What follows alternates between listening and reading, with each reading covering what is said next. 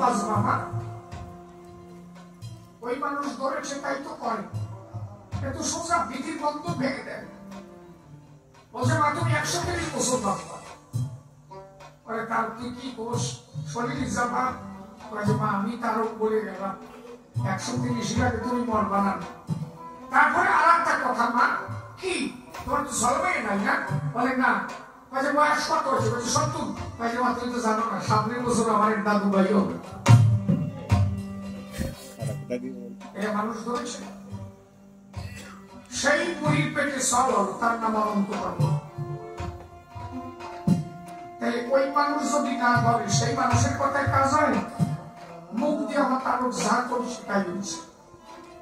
সেই 70 বছর বুড়ির ঘরে সল হলো, তার নাম অনন্ত পাগল। ওই অনন্ত পাগলের 14 বছর পর্যন্ত সে ব্যাগ হয়েছে। কালকে তার বাড়ি অধিবাস গোপালনগরে, রমেনের বাবা। ওই রমেন আমার গুরু বাড়ি গোপালনগরের বাড়ি, কালকে ওর বাড়ি সেই অধিবাস। ওর বাবা 14 বছর পর্যন্ত অনন্ত পাগলের ব্যাগ বই বেড়েছে। মুখ দিয়ে যা কত তাই তারকে নবীজের সন্তান। অমূল্যবাবু তাই বলবো, ওই মানুষ যারা ধরেছে সেই মানুষকে ধর, সেই মানুষ ধরা।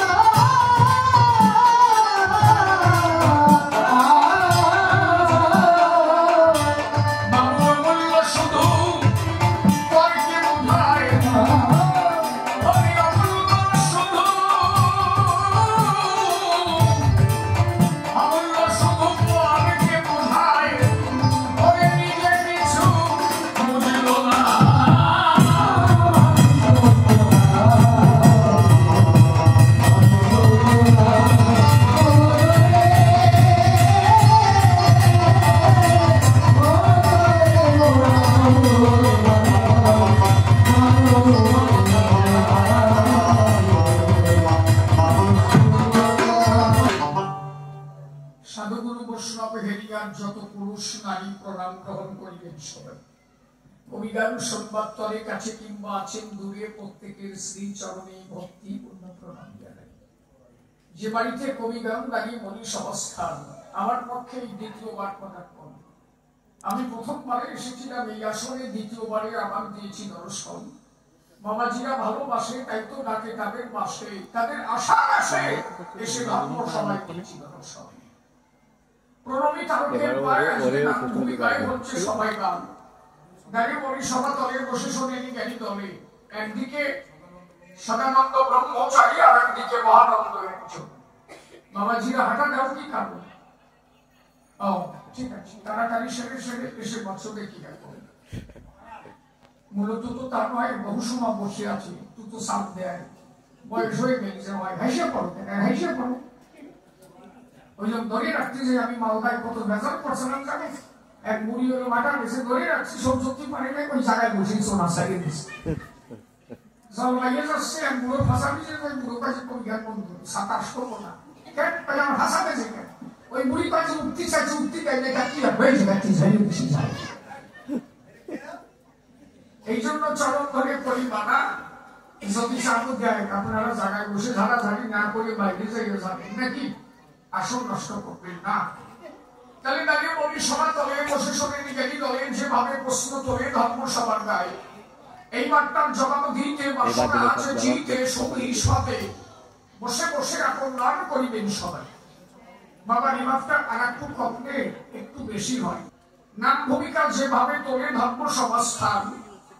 আছো কি মাইকম্যান, তুমি কোথায় গেলে বাবা ধর, একটু রিমাফটা কম করে দাও এখন, আর হালকা করে একটু কমাই দাও যাতে বেশি না ভাসে, বুঝতে পারে সবাই। এই দিকটা মেডিকে রেখে সবার চলাচল, বাহ ঠিক আছে। এইবার বিভিন্ন ভাবে বস্ত্রপাত্র তুলে ধরেছে সমাগাত্র, আত্মতার দেব সমাধান।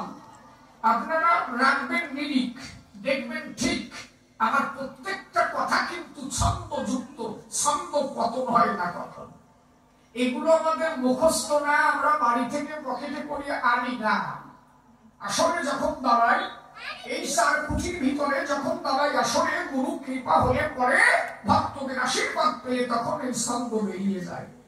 এইখান থেকে ঘরে যাবো, অন্তরে আছে ভাবো সব ছন্দ ভুলে যাবো, আমার মধ্যে আর কিছু নাই। এই জন্য তাকে বলি সভা তলে এইখানে দাঁড়ালে সেই শক্তি যোগান দেয় সেই হরিনন্দ লাভে। তাদের কৃপা বলে ভক্তের চরণ তলে সেই কৃপা হয় আস্বাদন। ভক্তের কৃপা সাধন হলে বসে শরীর জ্ঞানী দলে তবেই কবি হয় বিশ্ব তলে।